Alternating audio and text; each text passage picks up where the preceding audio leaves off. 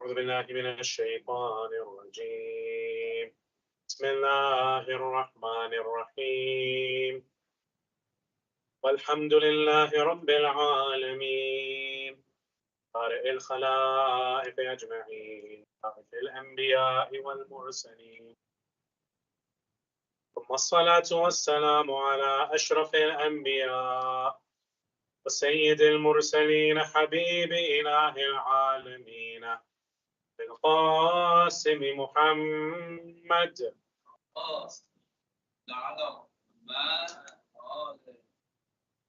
وعلى آله الطيبين الطاهرين الذين أذهب الله عنهم الرجس وطهرهم تطهيرا.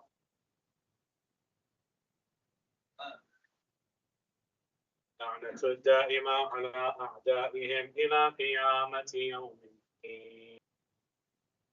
السلام عليك يا أبا عبد الله السلام عليك يا ابن رسول الله يا غريب كربلاء رزقنا الله في الدنيا زيارتكم شفاعتكم في الدنيا وفي القبر وفي الآخرة. أما بعد يقول الله في محكم كتابه وقرآنه المجيد وقوله الحق أعوذ بالله من الشيطان الرجيم بسم الله الرحمن الرحيم يا أيها الذين آمنوا أطيعوا الله وأطيعوا الرسول وأولي الأمر منكم فإن تنازعتم في شيء فردوه إلى الله والرسول فإن تنازعتم في شيء فردوه إلى الله والرسول إن كنتم تؤمنون بالله واليوم الآخر ذلك خير وأحسن تأويلا. آمنا بالله صدق الله العلي العظيم.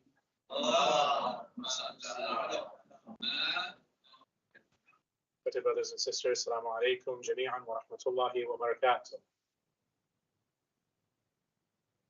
Our discussions have brought us to our final night of the discussion on imama. Last night we started off the discussion asking the question of, is imama even necessary? Why do we even need imama? After having established that, we now come to the discussion of, well, how am I supposed to know which imams to follow?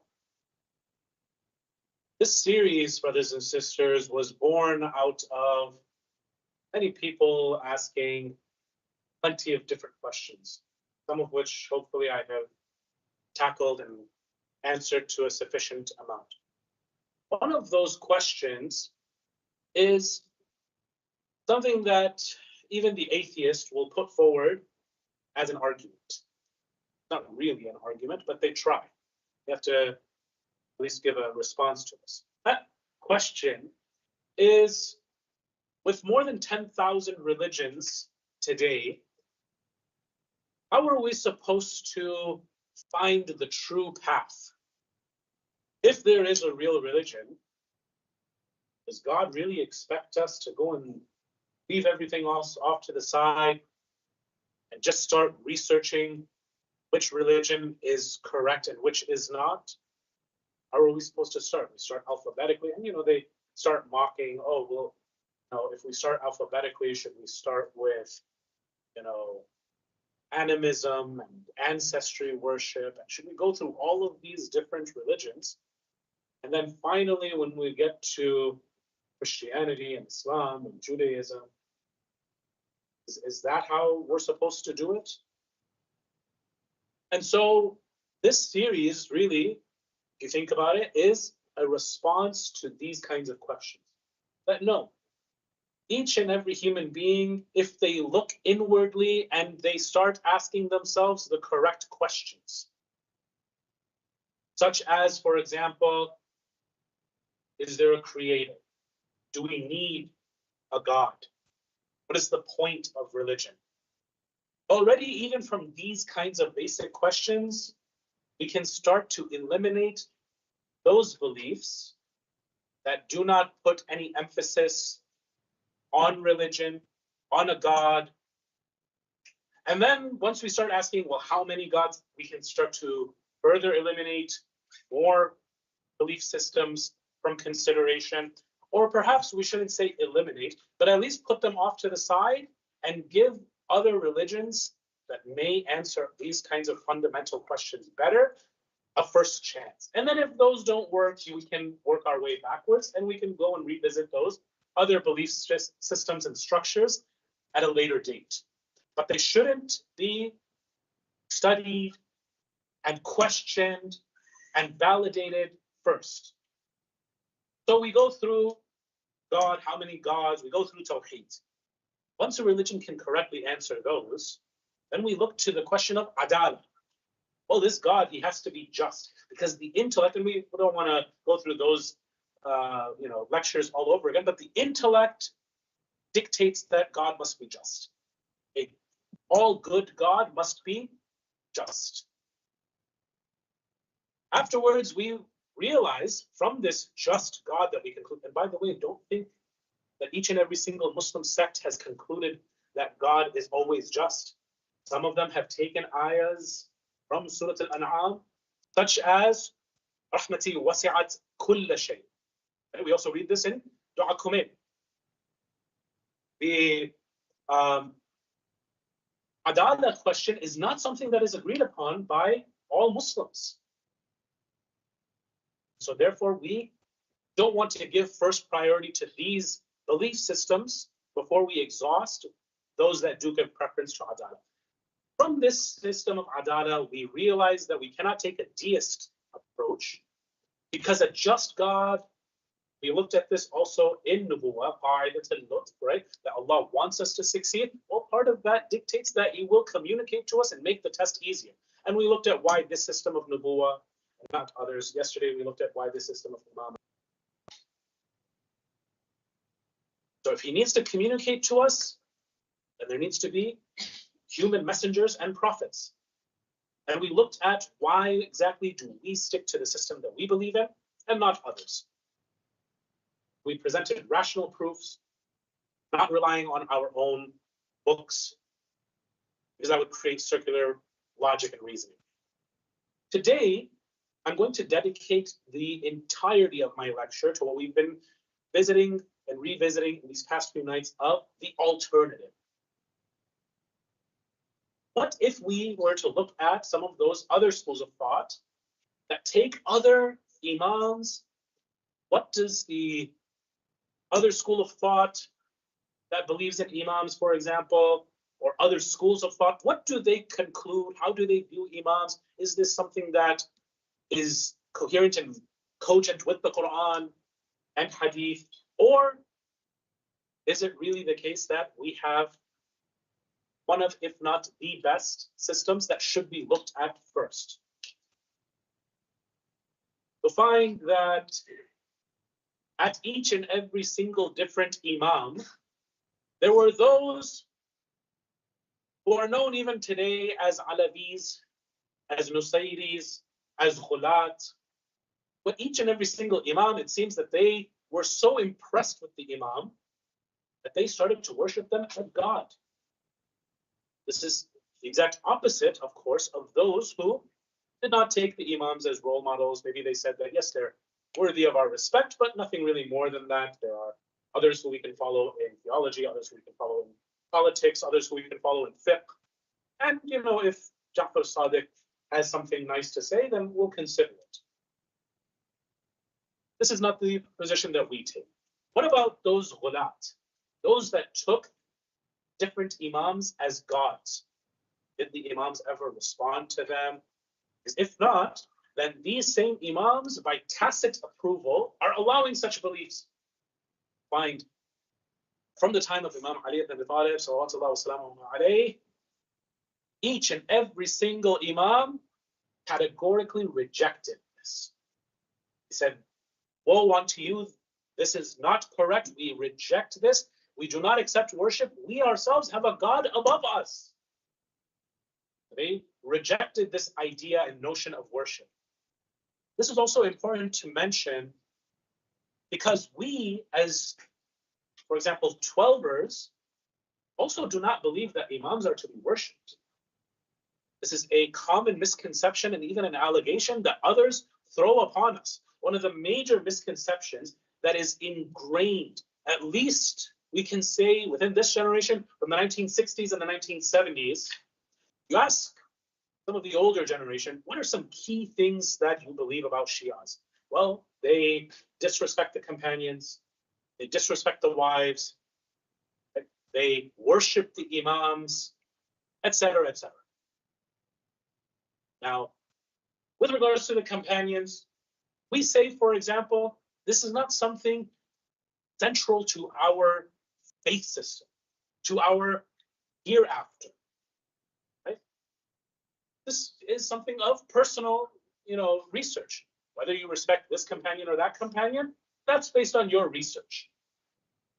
We, however, make the claim that with our Imams, this is not just your personal preference. Do you like ketchup or mustard or mayonnaise or relish? No, this is something that is of the highest importance order. Rasulullah sallallahu alaihi wasallam himself has ordered that these Imams must be followed. Right? Quran, as the ayah that I just read, أطيعوا الله وأطيعوا الرسول وأولي الأمر منكم, makes a command of ita'at. And it makes it contingent upon the same ita'ah of the Rasul. That just like I'm supposed to obey Rasulullah, exactly the same way I'm supposed to obey these Imams. These Imams, because of that waw al-ataf in grammar, in Surah Nisa, ayah number 59, this necessitates that, as I mentioned, their ita'ah is exactly the same as the ita'ah to Rasulullah. And there is no clause that says, unless they say this or that, then you disobey them. This means that when Allah subhanahu wa ta'ala said this ayah, He has so much confidence in these ulul amr that they will never contradict Rasulullah. In other words, we didn't get to go through this in our series. This is a side topic of whether prophets need to be infallible or not. Of course, it is a tenet of faith within our school of thought that they must be infallible. One verse of the Quran will suffice. إِنَّمَا يُرِيدُ اللَّهُ لِيُذْهِبَ عَنْكُمُ الرِّجْسَ أَهْلَ الْبَيْتِ وَيُطَهِّرَكُمْ تَطْهِيرًا. Then in that case, by this same wow, these ulul amr must also be infallible. As a comparison, another ayah in Surah Al-Luqman comes and says what? That وَوَصَّيْنَا الْإِنسَانَ والدين إحسان حملته أمه وهنا على وهن فصاله في عامين أن اشكر لي وإلي المصير وإن جاهداك لأن تشرك بي ما ليس لك به علم فلا تطعهما وصاحبهما في الدنيا معروفا إلي مرجعكم فأنبئكم بما كنتم تعلمون. That basically you are to be excellent towards your parents. Right? You worship me, then you are excellent towards your parents. This is what we have enjoined upon every single mankind, man and woman. However, if they start to if they start working hard for you to go and start obeying or worshiping, which you have absolutely no idea of, meaning there is no clear authority from me for you to do this, فَلَا تُطِعْهُمَا, then do not obey them. Same exact root word, tuti', ita'a, this exact same root word of obedience comes over here. Except it comes in, do not do it with them. So there is a clause that you obey your parents in everything except for matters of shirk, matters of obedience to the religion. With the Imams, right, of Ahl al-Bayt, which is what we believe the interpretation of the ayah of ulul amri minkum to be, there is no clause. So they have the same level of infallibility as Rasulullah sallallahu alaihi wasallam. Is this the same exact understanding for the Imam in all of the different schools of thought? It doesn't seem to be the case. For example, we'll go to a couple of different schools of thought within history that have popped up and made the claim to be the Sirat al-Mustaqim. We don't want to offer judgment, we just want to offer a few observations, some questions, let's say, that we have for each of these sects. We'll start off with the Kaysaniya. The Kaysaniya understood from a particular, perhaps understanding that they might have had, that the Imams that are rightly guided from Quraysh are four. Who are they? They are Ali ibn Abi Talib and his three sons. What do we believe? Ali ibn Abi Talib and his two sons, and then the descendants of Imam Hussein alayhi salam, the 9 descendants. Who did they believe that this third descendant was of Ali ibn Abi Talib, the direct son? Muhammad ibn Hanafiya al-Kaysani, right? Some believe that it was his name or nickname that was al-Kaysani. Some believe that it was Mukhtar al-Thaqafi, right? Mukhtar al-Thaqafi, sometimes, according to our scholars, it has been attributed to being a follower of Muhammad ibn Hanafiya. Regardless of what the case of Mukhtar was, there was a sect that believed in Muhammad ibn Hanafiya. Muhammad ibn Hanafiya himself, did he ever make the claims of Imam? It seems that from our sect, from our sources, this was not the case. There was no direct claim of imama, no call for imama. There were two who summoned to him, and therefore they started commanding people in his name. Not the same as someone making a claim for imama. Muhammad ibn Hanafiya, according to us, knows that the imam after Imam Hussein alayhi salam is Imam Zain al-Abidin. So there are a couple of things that it seems are a little bit problematic. Now, they're not here anymore today to answer these questions because this school of thought no longer exists. They are extinct. No one believes in this sect anymore. But were they still existing today? The questions that we would ask are the following. Number one, there is a belief in the Kaysaniya tradition of the transmigration of the soul. And they got this from Indian Vedic thought, that basically there is incarnation. And they believe that this is not something that happens with each and every human being. However, this is something that happens with the Imams. That the same soul that was in the body of Ali ibn Abi Talib is exactly the same soul that was then in Imam al-Hasan alayhi salam. And the exact same soul was then in Imam Hussein. The next was, according to them, Muhammad ibn Hanafiya. Do we believe in this? Is this something that Quran really affirms? Without really going into too much depth, because then this requires a 3-week course on philosophy, and we don't really have time for this. No, this is very problematic. This is something that even Prophet Ibrahim in his stories of the Quran, combats against. This is not something that we believe in. This is something that we reject. This is something that also the Quran and the Prophet also reject. This is something that would become problematic for the soul to re-enter the same body. Without going into too much further detail, because we have many other sects that we also want to give their due time, we will move on now to the Zaydiyya.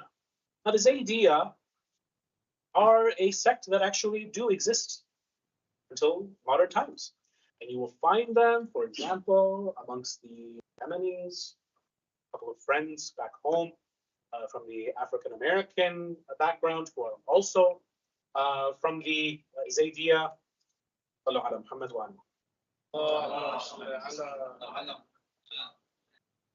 The Zaydiyya have this belief that after Imam Zain al-Abidin alayhi salam, the correct Imam was supposed to be, and according to them is, that they follow, Zayd ibn Ali ibn al-Husayn, Zayd al-Shaheed. Zayd al-Shaheed is very interesting in our school of thought. It seems that he inherited what we now have as Sahifa Sajjadiyah. Sahifa Sajjadiyah, for those of you who know, is basically our equivalent of the Psalms in the Bible. These beautiful prayers that are ascribed to Prophet Dawood, Prophet Sulaiman, Isaiah, others. The same is found within Shia Islam from the Imam number 4, Imam Zayn al-Abidin alayhi salatu wasalam. These are all du'as that came after Karbala. These are du'as that, when you really look at them, they deal with so many different aspects of your life. Zayd al-Shaheed, the son of this fourth Imam, comes and he has this book in his possession. When Imam Ja'far Sadiq alayhi salam is asked whether or not he supports the uprising of Zayd, he says, "May Allah have mercy on my uncle Zayd. He understood our right, Ahlul Bayt, and he was fighting for us." It's because of hadith like this, by the way, that we have trouble with those who say that Zayd himself claimed imamah for himself and asked for people to give bay'ah to him and drove them away from his brother. It seems from our hadith that he actually asked for permission from Imam al-Baqir alayhi salam, and he never took a step ahead of his brother, Imam al-Baqir. After Zayd al-Shaheed, his son Yahya also came, and he also fought against the Umayyads. And according to the Zaydiyya, a true Imam, this is why they don't accept Imam al-Baqir, a true Imam has to stand up against the taghut of his time, against the oppressors of his time. If the Imam does not stand up with the sword, khalas, then this is a sign that he is not to be taken as a true Imam. They say Imam Ali alayhi salam fought. They say Imam Hassan alayhi salam fought. Imam Hussein alayhi salam, we are in the days commemorating his shahada. Of course he fought. We asked the question, well, what about Imam Zayn al-Abidin? Imam Zayn al-Abidin did not fight, never took up the sword. There are some traditions that say at Karbala, Imam Zayn al-Abidin alayhi salam did fight. What do you mean Imam Zayn al-Abidin alayhi salam fought? We know that Imam Zayn al-Abidin had some kind of illness and he was on a stretcher. He was on his bed of sickness throughout the Battle of Karbala. They say no.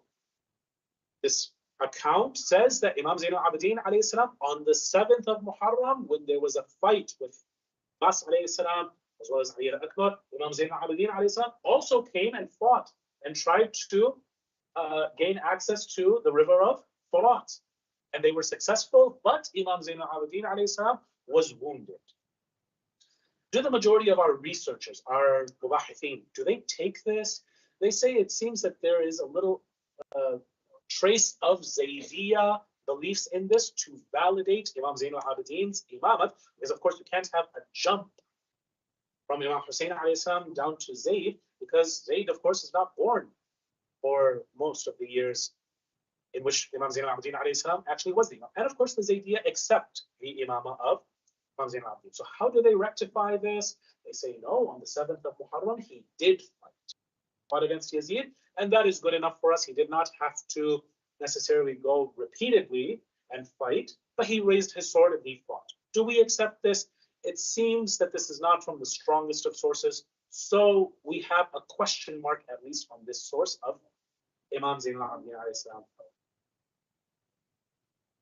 In modern times, the Zaydiyya have also been, at least in theology, they have had some very interesting beliefs. Namely, they do not condemn the first 3 caliphs in Islamic history, namely Abu Bakr, Umar, and Uthman. They say that actually we don't have a problem with them. Now, exactly how do they, reconcile Rabi' al-Khum? That's a question that, at least in my personal conversations, I've never been able to get that far. Inshallah, maybe in a future lecture I can report back to you. But it seems that they don't necessarily make it a point of faith that he has to be the immediate successor. They say, okay, well, he eventually got his turn to rule, and that's okay with us. So, is this something that previous imams have necessarily validated? find many hadith, not just from Imam Ali alayhi salam, not just du'as from Imam Ali alayhi salam, that rebuke the first three, but also from Imam Hussein alayhi salam himself. Namely, in the books of the other school of thought, what do we find? Find that one of the Khalifas is sitting on the minbar. Imam Hussein alayhi salam says, "Get off the minbar of my father." This is something that they will have their own explanations of. We have our own understanding of, and we will move on to the next school of thought within Shi'ism, because we're not going to be looking at outside of or extra Shi'i thought. We're going to be looking at intra-Shi'i thought. Sallu ala Muhammad wa ali Muhammad. The next ones who we are going to be looking at, because obviously chronologically, I'm going to keep this as chronological as possible as I can. Right, first we came with a sect that came during the time of Imam Zayn al-Abidin. This is a sect, the ones, the Zaydiyas who we just discussed, who came after Imam Zayn al-Abidin, and they differed with us on Imam al-Baqir. Then afterwards, we have a couple of different sects that arise at the time of Imam Ja'far Sadiq alayhi salam, at specifically the time of his death. At the time of his death, there are a couple of sects. The first sect that we would like to take into notice today is the Nawusiyya. I hope that I am pronouncing this correctly, but even if I didn't, there aren't really any people who believe in this today, so I'm sure that they will not mind a slip in pronunciation. What did the Nawusiyya believe? They said that Imam Ja'far Sadiq alayhi salam did not die. He was alive, did not die. This was a just a test for the people, let's say. He is the Qa'im. He will be the one who reappears after many years of occultation, and he will be the one who rises and establishes justice in the world. This sect obviously does not, it's something that really you have to go and dig deep into the encyclopedias. It's not even a well-known Shi'i sect. The next one, brothers and sisters, that is of note around the time of Imam Ja'far Sadiq's death are called the Fatahis. Who are the Fatahis? Of the sons of Imam Ja'far Sadiq, one of them is known as Abdullah ibn Ja'far Sadiq. He claimed that he was the Imam. This, there is no doubt. We had doubt about whether Zayd claimed Imam for himself. We had doubt whether Muhammad ibn Hanafiya claimed Imam for himself. Abdullah, however, no doubt at all, he definitely called people towards his imama, definitely made the call for his ita'ah. What do we know about Abdullah or al-Aftah, which then later became the title of this school of thought called the Fatahis? We know that Abdullah al-Aftah did not have any children before he died. And the point of the date of his death is a really interesting point. Why? Because he dies 70 days after the death of Imam Ja'far Sadiq. So even those who did have a question of whether we should be following Imam al-Kadhim alayhi salam or whether we should be following Abdullah al-Aftah, his older brother, they soon came to know, okay, this is not a sect that we should be following. We should go and pledge our allegiance to Imam Musa ibn Ja'far al-Kadhim. So, what do we know about them? What was their claim for the imama of Abdullah? They seem to have latched on to this hadith. And it seems even from our scholars, this is a correct hadith. However, it's not quoted fully by two schools of thought. This one, as well as a future one that I will be quoting later on in this presentation. This hadith from Imam Ja'far Sadiq salam, Sallu ala Muhammad wa says that it is not right for imama to go to anyone but the eldest child of the previous imam. This is where the Fatahis stop. What does the rest of the hadith say? It says, unless there is a deficiency in him. What is the reason that Abdullah is called al-Aftah? Why were they called the Fatahis? It seems because there was a physical defect. Fatah or aftah means the flat-footed one. It seems that he had, if I'm not mistaken, the medical terminology today would be called plantar fasciitis. It seems that he had this medical condition. And it seems that despite this, they called themselves after this exact trait of Abdullah. Now, when the people of other countries, other tribes came to Medina to ask Abdullah al-Aftah fiqhi questions, they asked him, for example, the following questions. How much zakat is to be paid on 200 dirhams? He came and said, 5 dirhams. They came and asked him the second question. This is when they basically didn't know, according to the riwayat, whether they should laugh or cry. When he answers the second question, what is the second question? How much zakat should be paid on 100 dirhams? He says, 2 dirhams. This is the point where they started the question, should we laugh or should we cry? Why? Because Imam Ja'far Sadiq himself said that the minimum amount of zakat is 200 dirhams. What are you giving us an answer for 100 for? At this point, some of these companions started saying in the narration, now what do we do?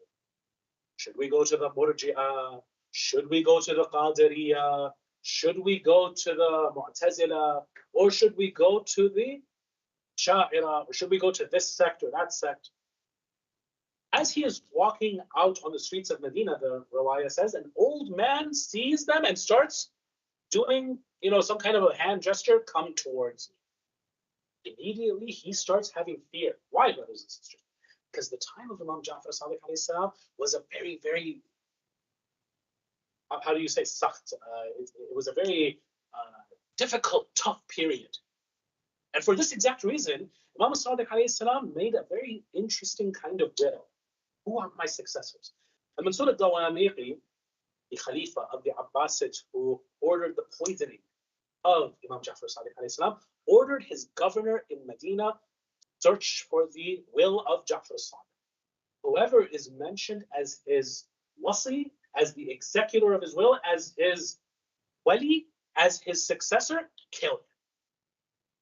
Very interesting wording. So whoever is listed as his successor, kill him. Okay. When they find the will of Imam Ja'far Sadiq alayhi salam, he says, I can't do it. Says, why? Why can't you do it? Says, because there are 5 people named as the successor of Imam Ja'far Sadiq. So what are you talking about? He says, yeah. There's 5 people. The first one is his wife Hamida. The second one is you, the Khalifa Mansur. The third one is me, the governor of Medina. You said whoever is named over here, we have to kill them. That means I have to kill you, you have to kill me. We're a big happy family. It says then the fourth one is Musa ibn Ja'far al-Kadhim. We say alayhi salam, it wasn't mentioned over there in the will. It says the 5th one is his son Abdullah, or as it has been reported in them. It says, so who should we go and kill now? If I go and kill one, I have to kill the other, and then they're going to say, well, you also have to be killed. They're going to make it a public matter. He says, you know what, leave it. We'll leave it for another time. This old man, coming back to that first riwayah, goes and starts giving motions, come towards. The narrator comes and says, I started to have fear. Is this person one of us? And he's going to guide me? Or is he one of the people of the government who was spying on us and he heard our conversation? Remember, these people are not from Medina. They don't know any better. We are all new to them. Eventually, he comes to the resolve. He's like, look, even if he's one of the government spies, he's seen me. He's spied on me. He knows where to find me. I'm not going to live very long. I don't know how. He knows the city better than I do. He decides it's better that I go and follow. And what does this old man do? He brings him to Musa ibn Ja'far al-Kadhim. What does Imam al-Kadhim alayhi salam say? He says, Ilayya, la ila murji'a, wa la ila qadiriyya, wa la ila mu'tazila, wa la ila asha'ira. He says to me, not towards the Murji'a or towards the Qadiriyya, not towards the Mu'tazila or towards the Asha'ira. Come to me. Immediately, this narrator says, I have a smile on my face. How did he know that I was thinking this just half an hour, 1 hour ago? How did he know this? He goes and says, may I be your sacrifice? Can I ask you some questions? He says, yes, go ahead and question. He says, your father is no longer with us. He says, yes. He says, is he no longer with us? Meaning he says, yes. He says, the people are asking who is the Imam after you. He just leaves the question open-ended. Imam al-Qadim says, inshallah, Allah will guide him to the correct man. Allah will guide them to the correct man. It doesn't make any kind of ishara towards himself. He goes like, okay, I should go and ask it a different way. He says, are you the successor? Are you the next Imam? He says, I never made that claim. He says, okay, I have to really go and ask in a creative way. He says, do you have an Imam over you? He says, no, I do. He says, okay, I'm satisfied. Now that I know that you are the successor, can I ask you some questions? He says, I grant you this permission, but under the condition of secrecy. Cannot tell other people what these questions are and what their answers are, because otherwise there will be much slaughter. The Rawaya says he asked him questions. We don't even know what those questions are. It's not mentioned in the Rawaya, meaning that guy fulfilled the oath of secrecy that Imam al-Qadim swore to. Afterwards, he says, can I share this with others? He says, only those who you have tested for righteousness. Okay, but can I ask why? He says, otherwise, there will be much slaughter. And non-verbally, he just makes the motion towards his own neck, and he says, in non-verbal cues, the slaughter will be mine. I will be killed. These are very tough times for the Shia. He comes out, his companions see him smiling. Like, what happened? He's like, guidance. Can you tell us? He's like, you have to swear. And the few that he trusted, he went into. Question. When he asked about Abdullah al-Aftah, did Imam al-Qadim have anything to say about his brother making claims of imama? He says, your brother Abdullah is making claims of imama. Remember, the Fatahis are who we are discussing. He says, Abdullah yurid an la yu'bad Allah. Abdullah intends for Allah not to be worshipped. That is what his da'wah towards his own imama is essentially claiming.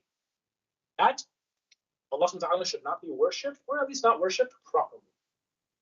So he condemned him 70 days after the death of Sadiq alayhi salam. He himself died. And also when it came to 50 matters that the previous Imams had already elucidated, enlightened, he could not answer these questions correctly. The Fatahiyya are not a sect with us today. This is also one that is extinct, that no longer exists. And for good reason, they themselves saw the flaws in their theology.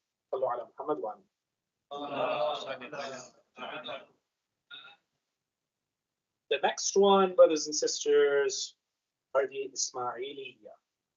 Now, I'm not going to go into the various sects of the Ismailis. I will historically analyze their claims, and at least one of their sects, I will bring up some questions about what has been said. With the Ismailiyya, they made the claim that if after Imam Ja'far Sadiq alayhi salam, that the right Imam was Ismail ibn Ja'far. When Ismail ibn Ja'far became the Imam, even up until today, there is no coherent consensus on exactly what happened with the Imamah of Ismail ibn Ja'far. Ismail ibn Ja'far, one school of thought amongst the Ismailiyya, claimed that yes, he did die 5 years before his father died. Meaning Imam Ja'far Sadiq alayhi salam was still the Imam. Ismail already died. Question, can you become the Imam or your father even dies? Not really, but according to some of the schools of thought within Ismaili, yes, can. Okay. to talk to you more about that, but we have other things to also discuss within this lecture, so we'll move on with that. Second school of thought says that no, Ismail did not die. This was just a public show that Imam Ja'far Sadiq alayhi salam put on, because just like how you just mentioned right now with the Fatahis, times were getting tough. Now, there is no clear indication that 5 years prior to Imam Ja'far Sadiq alayhi salam dying, that such times were tough. Remember, Imam al-Baqir alayhi salam as well as Imam al-Sadiq alayhi salam were the two Imams who enjoyed the most amount of freedom to go and preach and teach the teachings of al-Muhammad. So we don't exactly agree to this claim that 5 years also before, the times were also tough. Because we have very famous students of Imam Ja'far Sadiq, the likes of Abu Hanifa, the likes of Malik ibn Anas, their students who also came, who clearly had a respect for Imam Ja'far Sadiq alayhi salam, the likes of Shafi'i, Ahmad ibn Hanbal. So this is not exactly something that we can accept, and it needs a little bit more proof. So this second group says that no, Imam Ja'far Sadiq alayhi salam feared for the life of Ismail, and he put on a show in Jannat al-Baqi', saying, do you see that he's dead? Confirm that he is dead. Look, he is dead. He is not the Imam after me. Look, he is dead. This is something, by the way, that we find clearly within our sources, but they have their own version of how to interpret this. So we're looking at from their perspective. They say, no. This whole entire funeral, this was a show. Later on, Ismail went and made a route to Damascus. And when Mansur found out that Ismail is going to be in Damascus, he told the governor of Damascus, you need to go and kill Ismail. However, according to their narrative, this governor of Damascus was already on the faith of Ismailiyya, and therefore he rejected the command of his direct superior of the caliph, and he already told Ismail ibn Ja'far, told him, you're not safe over here, you need to keep on moving. You know, just a small question here. A question. Surah is so intent on killing Ismail, why not kill Imam Ja'far Sadiq? Imam Ja'far Sadiq is not moving around in Medina. He's still there in Medina. Surah is going to eventually kill. Why not just kill him 5 years earlier? Why are you going after the son so much? But anyway, after this, according to this narrative, after Damascus, he goes to Iraq. And in Iraq, he dies about 1 or 2 years later. He has very few followers around him. And he goes and announces that his son, Muhammad ibn Ismail, will be the Imam after. The third school of thought recognizes that there are some historical inconsistencies over here. If Ismail truly did survive after that very public funeral that Imam Ja'far Sadiq alayhi salam, brought everyone's attention to, then where is he? Do we have any hadith from him? Do we have any life stories about him? Do we have anything from Sirah? Nothing. Ahmad ibn Ismail, do we have any hadith from him? Do we have anything of his Sirah? Nothing. They say, well, this is something known as Dawr as-Satr, the period of hiddenness. Interestingly, their 12th Imam is known as Al-Qa'id. This is the first bona fide human being that we have an actual history that we can ascribe to. He's also their 12th, or from our perspective, claiming to be their 12th. And it seems that this seems to be the most historically plausible one, where these ones had to be put under the guise of, oh no, they were under a taqiyya, they were in a ghaiba, multiple imams went through this ghaiba, and just simply from Occam's razor, we have one imam in it. You guys have problems with that, but you're not having a problem with 3, 4, 5 imams in a ghaiba all at once. Let's stick to one. Perhaps it was because of the number 12. Maybe it was some other motive. Regardless, this 12th Imam of the Ismailiyya has a grandson. This 14th Imam then later goes to Egypt, founds the city of Cairo, founds Al-Azhar University, which is still here, still today. And through him, the Fatimid government and empire is established. And there is some ease for the Shias in this government. There is some taking away of power from the Abbasids. And, as a general overarching thing in history, we can say that there was more good than bad. Not saying that it was fully good, but it wasn't fully bad either. The Ismailiyya, continuing on our questions of them, first and foremost, we have questions about Ismail. Second of all, they come and bring the hadith that we previously thought, that the eldest son, so they say Ismail is the eldest son, even older than Abdullah al-Aftah, he should be the Imam. We say, okay. And this is something, by the way, that even up until today, they say, no, well, we don't believe in Imam al-Kadhim. They don't say Imam. Musa al-Kadhim, we don't believe in him because he's not the eldest. If he was the eldest, we would have believed in him. Allah made the eldest be Ismail. Therefore, we believe it. We asked them, in your current roster, your current list of Imams, it goes, Imam Ali alayhi salam is the first Imam. Imam Hussein is the second Imam. Imam Zain al-Abidin is the third Imam. Imam al-Baqir as the fourth Imam. Imam al-Sadiq as the fifth Imam. And Imam Ismail ibn Ja'far as the sixth Imam. Wait, hold on. Rewind a little bit. Question. Who did they miss? Mujtaba, yes?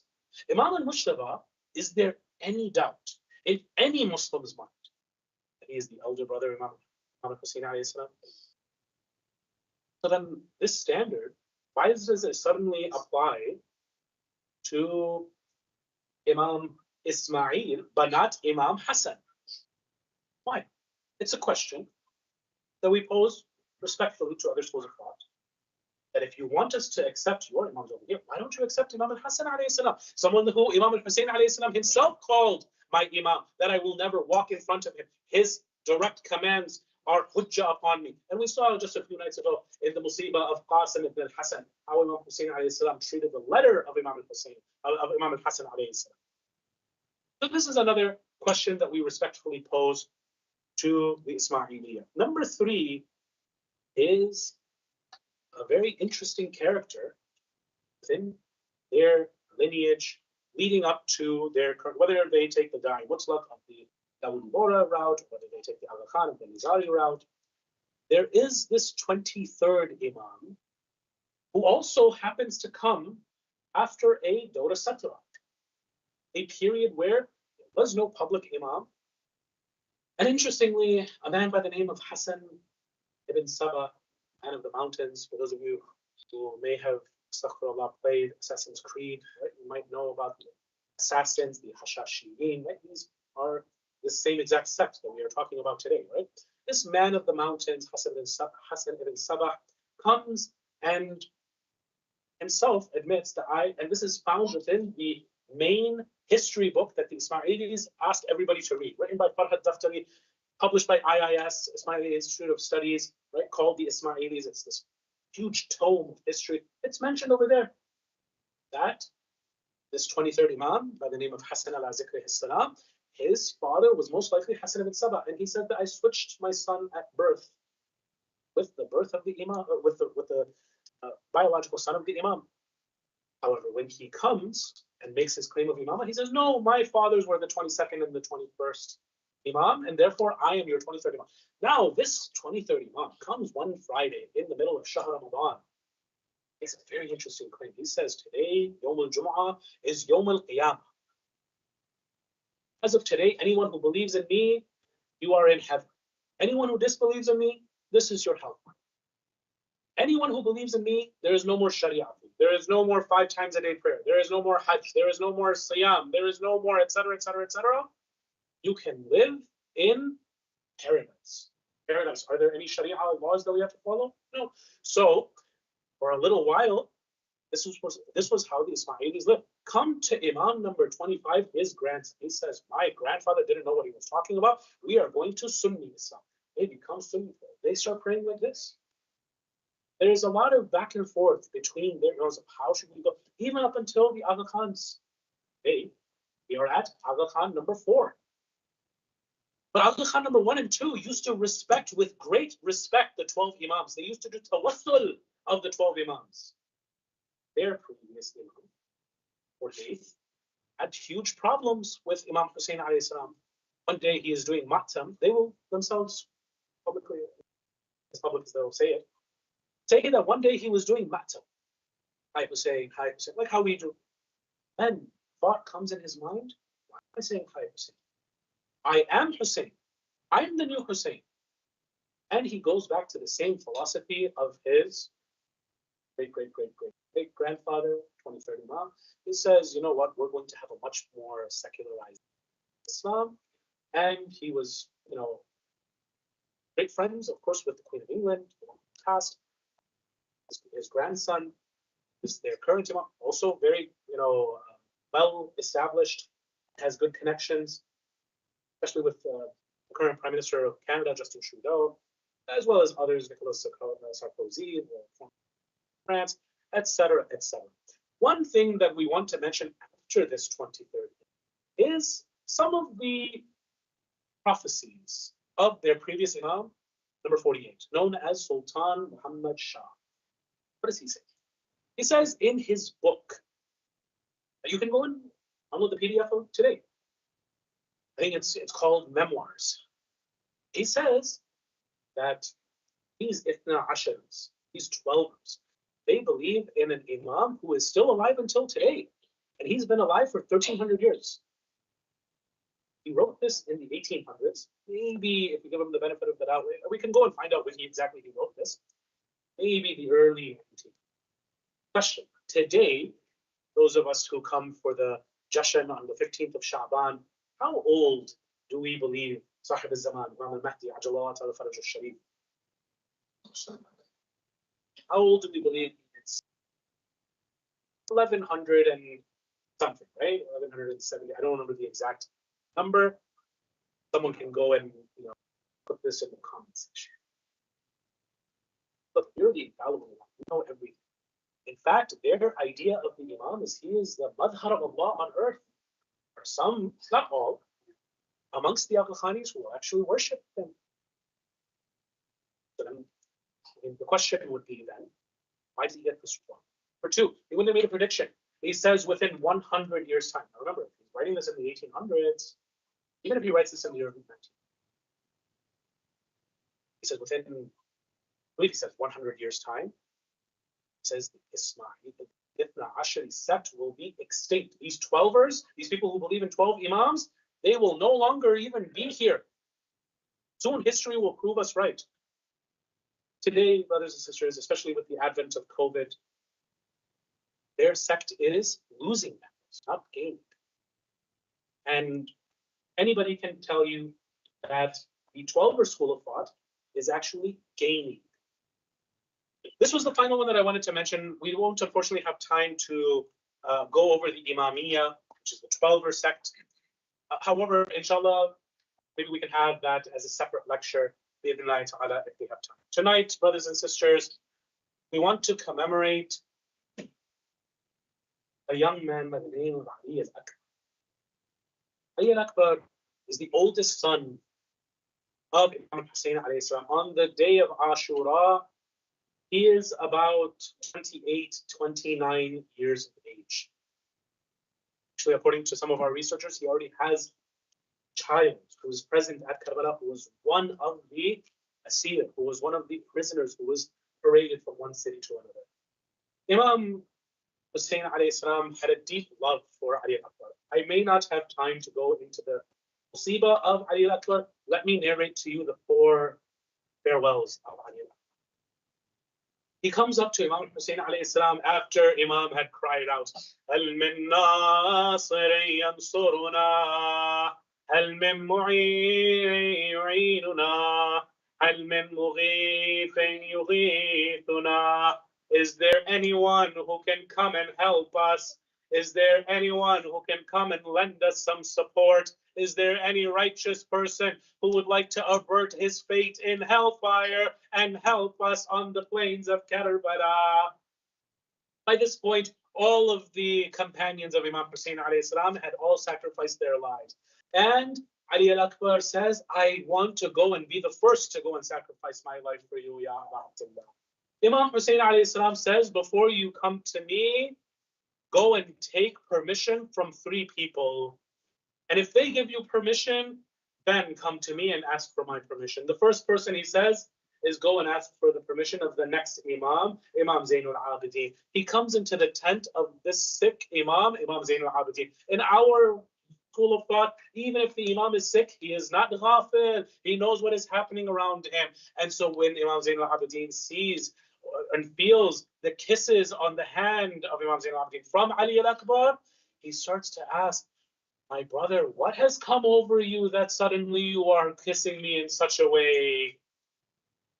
Ali al-Akbar says, my brother, it has become the case that our father is gharib, shanan, he is wahidan, he is alone, he is thirsty, he is alone completely in the plains of Karbala. I am now going to offer myself as a sacrifice in the way of my father. Do you grant me permission? Imam Zain al-Abidin gives permission in the following way. He says, even if I were well, I would also ask for permission to be sacrificed in the way of my father, Imam Hussein alayhi salam. Hearing this, Ali Akbar says, no, you are the reason that Imama will continue. You cannot die. You will continue Imama. Your trial, oh brother, is going to be harder than my trial. You will be bedridden. And even then, the enemies of Imam Hussein will enter the tents. They will set fire to the tents. They will knock you off your bed and they will parade you. And you have to be the guardian over the ghayrat of the women of Al Muhammad. He leaves the tent and he goes towards the second person he needs permission from, Zainab al-Kubra. He comes to Zainab and she says one thing. Ali, have you taken permission from your mother yet? Says, no, you are the daughter of Ali, your maqam is higher, so I came to you first. She says one thing, if your mother gives you permission, you have my permission. This is the second of the farewells. He now comes to his mother, Layla. Layla is a mother. What can she do? A mother has such a heart that if her son is gone on a trip, she will continuously look at his live location. She will continuously look at the driveway. She will continuously look at the door to see, is my son back home? Now I want you to imagine this son comes to his mother and says, mother, I want to go in the road of death and be sacrificed in the way of my father. What does this mother's heart go through? She says to Ali al-Akbar, son, I'm not going to deny you, but if you go, I won't be able to live without you much longer. Ali al-Akbar says, I'm not going to ask for permission again. But mother, I want you to imagine the situation. Qiyamah comes. My daddy, my grandmother, Fatima al-Zahra comes, and she asks you, Layla, my son Hussein was sent out and he died. He was sacrificed for Islam. You went and stopped your son Ali al-Akbar? She says, mother, what will be your response to my grandmother? She says, Ali, this is all I needed to hear. You have my permission to go. The final farewell, brothers and sisters, is Imam Hussein alayhi salam himself. Listen to these final words that Imam Hussein alayhi salam has for Ali al-Akbar. He says, Ali, I had always wanted to tie a turban on your head. When it was the first time to tie a turban on your head, then all of your aunts wanted to come and Zainab got the chance. She was the one who put the turban on your head. When even today, it was your sisters and your brothers who wanted to come and tie the turban on your head. I always had the wish that I could tie the turban on your head. He says, Father, fulfill your wish. Tie the turban on my head. He goes and gets on his knees. Imam Hussein starts the turban. What does he start reciting when he starts tying the turban? The final turban of Ali al-Akbar. He says, Inna lillahi wa inna ilayhi raji'un ridhan biqada'i wa tasliman li amri. We are from Allah and we will go back to Allah. We are pleased with the qada of Allah, with the decree of Allah, and we have no complaints. These are the words that Imam Hussein starts to prepare Ali al-Akbar on. Ali al-Akbar gets on the horse and he starts riding. Imam Hussein starts following him. He says, Ali, if you have the chance, keep on turning your head towards me so I can see that you are okay. And he keeps on saying, Father, don't follow me. Don't follow me into the heat of the battle. I won't be able to handle it. I want to make sure that my aging father is safe. And I was sacrificed for him. Brothers and sisters, final things to say. Even Abbas, everybody else, Habib ibn Mubahir, Zuhair al-Qayy, everybody, Qasim, Abbas even, they all came and cried out, Hussein, Mawla, help us. Ali al-Akbar was the one who came and said, Alayka minni salam, from afar away, I will go and bid my salams to you. Father, don't come to the battlefield. He has a spear in his back. He's lying on the plains of Karbala in an awkward, slanted position. By the time Imam Hussein alayhi salam comes to him, he has already passed away, and he comes and takes the. This is such a hard thing for Imam Hussein to pull out. It's now coming out of the chest of Ali al-Akbar. He has to go and pull slowly out this spear from the chest and from the back of Ali al-Akbar. He carries it back to the tents of Muhammad. على لعنة الله على القوم الظالمين وسيعلم الذين ظلموا أي منقلب ينقلبون. Hussein.